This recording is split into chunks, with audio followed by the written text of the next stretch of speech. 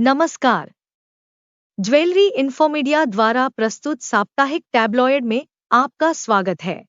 22 नवंबर को समाप्त सप्ताह में हाजिर सोना $2,564, 18 नवंबर 2024 और $2,716, 22 नवंबर 1924 के बीच कारोबार कर रहा था, क्योंकि 15 नवंबर को समाप्त सप्ताह में लगभग 5% की गिरावट के बाद इसने प्रभावशाली सुधार दर्ज किया। रूस यूक्रेन युद्ध की चिंताओं से प्रेरित सुरक्षित आश्रय मांग के कारण धातु में उछाल आया, जो यूक्रेन द्वारा रूस के अंदर अमेरिकी अटैक्स और ब्रिटिश स्टॉर्म शैडो लंबी दूरी की मिसाइलों को दागने के बाद और बढ़ गया। रूस ने एक नए प्रकार के आईसीबीएम को दागकर जवाबी कार्रवाई की, इस प्रकार भूराजनीतिक स्थिति को और खराब कर दिया। 22 नवंबर को हाजिर सोना 76% की भारी बढ़त के साथ $2,716 पर बंद हुआ।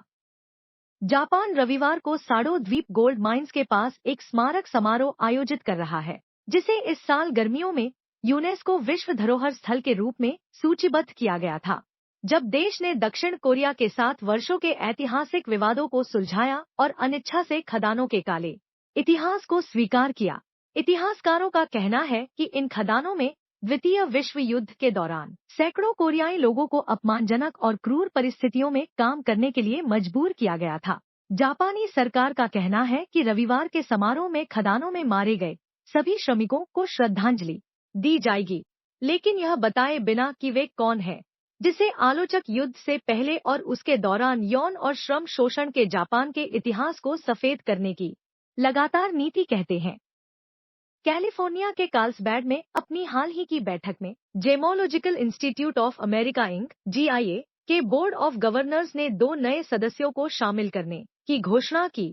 बेन ब्रिज ज्वेलर की अध्यक्ष और CEO लिसा ब्रिज और कोलोराडो स्कूल ऑफ माइंस में भूविज्ञान की professor doctor Wendy Bohrson. GIA board of governors की अध्यक्ष लिसा लॉकलेर ने कहा, लिसा की व्यावसायिक सूझबूझ, एक प्रतिष्ठित अमेरिकी आभूषण रिटेलर का नेतृत्व और आभूषण उद्योग से गहरा जुड़ाव, साथ ही वेंडी की वैज्ञानिक और शैक्षणिक विशेषज्ञता और भूविज्ञान में अभिनव शोध हमारे बोर्ड के लिए महत्वपूर्ण दृष्टिकोण लाते हैं।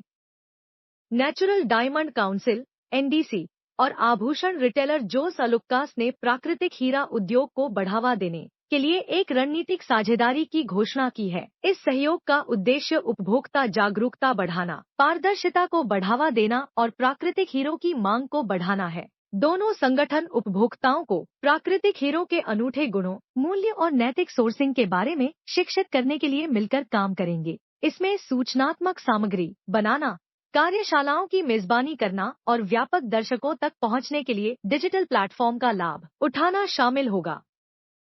प्रॉस्पर इनसाइट्स एंड एनालिटिक्स के कार्यकारी उपाध्यक्ष रणनीति फिल रिस्ट ने कहा, युवा खरीदार उपहार विचारों के लिए सोशल मीडिया का सहारा लेना जारी रखते हैं। 18 से 24 वर्ष की आयु के लोगों को टिकटॉक 28% और इंस्टाग्राम 27% जैसे प्लेटफॉर्म के माध्यम से प्रेरणा मिलने की अधिक संभावना है। ये खरीदार किसी भी अन्य आयु वर्ग की तुलना में आभूषण खरीदने की अधिक संभावना रखते हैं। 30% इन वस्तुओं को उपहार में देने की योजना बनाते हैं। आभूषणों की ओर बदलाव के बावजूद सर्वेक्षण में रिकॉर्ड तोड़ने वाली छुट्टियों की खरीदारी के मौसम की भी भविष्यवाणी की गई है।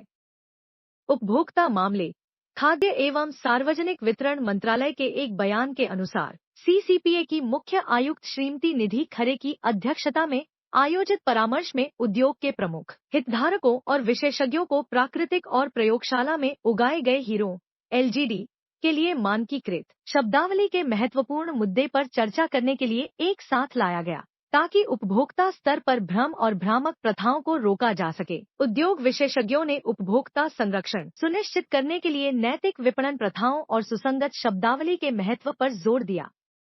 रत्न एवं आभूषण निर्यात संवर्धन परिषद ने 19 नवंबर को नई दिल्ली में कॉन्स्टिट्यूशन क्लब ऑफ इंडिया के डिप्टी स्पीकर हॉल में रत्न एवं आभूषण निर्यात के व्यवसाय में महिला उद्यमियों को सशक्त बनाना शीर्षक से एक सत्र आयोजित किया। इस कार्यक्रम में रत्न एवं आभूषण क्षेत्र में नवाचार और विकास को आगे बढ़ाने में महिलाओं की महत्वपूर्ण भूमिका पर प्रकाश डाला गया।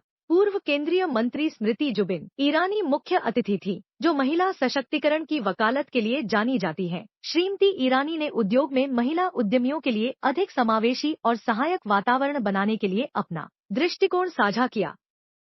जीआरटी ज्वेलर्स ने राजमुंदरी में अपने 61वें शोरूम के उद्घाटन की घोषणा की है, जिसमें ग्राहकों को आभूषणों की बेहतरीन रेंज देखने के लिए आमंत्रित किया गया है। श्यामला थिएटर के पास मेन रोड पर स्थित यह शोरूम जीआरटी की उल्लेखनीय 60 साल की यात्रा में एक महत्वपूर्ण मील का पत्थर है, जिसे गुणवत्ता, विश्वास और दक्षिण भारत और सिंगापुर में मजबूत उपस्थिति के लिए जाना जाता है।